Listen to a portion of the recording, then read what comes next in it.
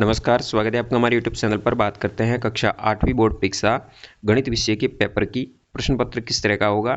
कुल अवधि रहेगी, समय रहेगा 2.5 घंटे का और पूर्णांक होंगे 80 अंक के, 20 अंक के। विद्यालय स्तर पर शतरंक भेजे जाएंगे। वस्तुनिष्ठ प्रश्न होंगे 1 से 8 तक, यानी कुल 8 है वो ऑब्जेक्टिव टाइप होंगे, अभिसिद्ध वाले होंगे। जैसा कि पहला प्रश्न दिया गया है 2/7 का गुणा 0 से करने पर मान क्या होगा। तो किसी भी संख्या का 0 से गुणा करने पर हमेशा 0 ही आता है, तो यहाँ राइट होगा बी। अगले समीकरण दिया गया है, इस समीकरण में बाया पक्ष कौन सा है। देखिए कोई भी समीकरण होता है बराबर के चिन्ह के इधर वाला और इधर वाला दो पक्ष होते हैं, तो इधर वाला बाया पक्ष कहलाता है और इधर होता है उसको दाया पक्ष बोलते हैं। इसको वाम पक्ष बोलते हैं और इसको दक्षिण पक्ष बोलते हैं। तो यहाँ पे बाया पक्ष होगा 3x-1, सी राइट होगा। वर्ग के प्रत्येक कोण का माप कितना होता है, वर्ग का प्रत्येक कोण 90 डिग्री का होता है, ए राइट होगा।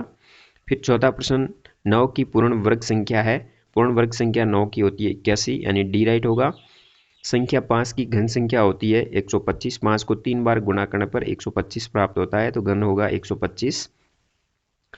अंकित मूल्य माइनस विक्रय मूल्य क्या कहलाता है, ये कहलाएगा बटा, ए राइट होगा।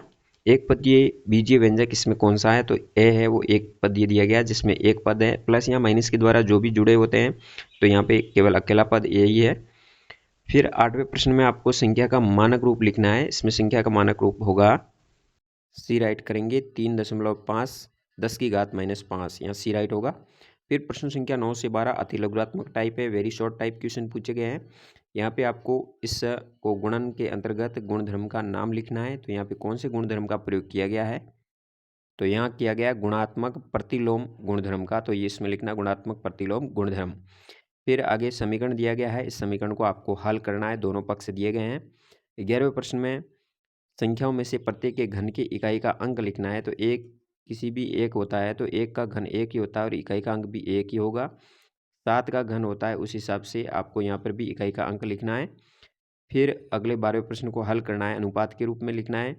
फिर पूछे जाएंगे 13 से 22 प्रश्न है, वो है लघुत्मक टाइप खंड अ के अंदर का, जिसमें आपको 13वें के अंदर मिलान से संबंधित पूछा गया है। नहीं, ये सत्य असत्य से संबंधित है और अगले वाला मिलान से संबंधित होगा। तो यहाँ पहला कथन सत्य होगा, फिर असत्य, ये भी सत्य होगा, ये भी सत्य होगा, इस तरह से आपको ये राइट करना है।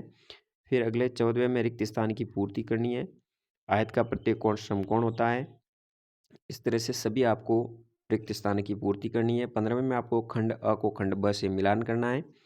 16वें प्रश्न में आपको इस तरह से 4 अंक का प्रश्न दिया गया है जो कि प्रायिकता से संबंधित है, इसको सॉल्व करना है, जिसमें पहला प्रश्न इस प्रायिकता आधारित पूछे गए हैं 1 से 4 तक। फिर खंड ब लघुत्मक टाइप है, जिसमें अभाज्य गुणनखंड विधि के द्वारा वर्गमूल ज्ञात करना है। फिर 18वें में दो आसन कोणों का अनुपात दिया गया है, समांतर चतुर्भुज के सभी कोणों का माप ज्ञात करना है।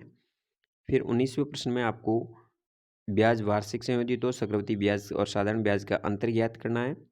फिर 20वें प्रश्न में भोजन से संबंधित पर्याप्त होगा या नहीं होगा, या किसान की पशुशाला से पशुओं के बारे में है, तो इस प्रश्न को पढ़ के हल करेंगे। फिर 21वां समीकरण से संबंधित, ये भी 4 अंक का होगा। 22वें में आपको 60 प्रदर्शित किया गया है, जिसमें आंकड़ों से संबंधित है, आंकड़ों का प्रबंधन टॉपिक से लिया गया है। फिर आपको निम्नात्मक प्रश्न संख्या 23 से 25 तक दिए गए हैं। 23 से 25 सभी प्रश्नों में विकल्प दिए जाएंगे, जिनमें अथवा में दिए जाएंगे। जैसे कि आप देख रहे हैं, या कुछ व्यंजक दिए गए हैं, व्यंजकों के गुणनखंड ज्ञात करना है, 4 प्रश्न दिए गए हैं। यदि आप ये 4 प्रश्न हल करते हैं तो ये करेंगे, ये नहीं आते हैं तो नीचे वाले आप कर सकते हैं, अथवा में दिए गए हैं तो दोनों में से एक करेंगे। प्रत्येक व्यंजक 2 अंक का है, यानी टोटल 8 अंक का प्रश्न होगा। फिर इसी तरह अगला प्रश्न दिया गया है 24वां। 24वें में भी अथवा में है, एक प्रश्न 4 अंक का है, यहाँ पर भी 4 अंक का है, टोटल 4 4 8 अंक का है। इसी तरह अथवा में नीचे दिए गए हैं, यदि ऊपर वाला आते तो वो करेंगे, नहीं तो ये कर सकते हैं आप। फिर 25वें में आपको वर्ग की भुजा से संबंधित क्षेत्रफल और उनके आंकड़ों के मध्य का आलेख बनाना है, तो आलेख से संबंधित भी 2 प्रश्न दिए गए हैं, दोनों में से आप कोई भी एक आलेख बना सकते हैं, तो ये अथवा में दिए गए हैं ये भी। तो इस तरह से टोटल 25 प्रश्न दिए जाएंगे और यहाँ पे आपको ग्राफ के लिए भी प्रिंटेड पेज साथ में अवेलेबल होगा, यानी उसी के अंदर आपको बनाना है। तो ये रहेगा प्रारूप गणित विषय का। इस तरह से आप गणित विषय की अपनी तैयारी कर सकते हैं। जानकारी अच्छी लगी तो वीडियो शेयर ज़रूर कीजिए। धन्यवाद। जय हिंद।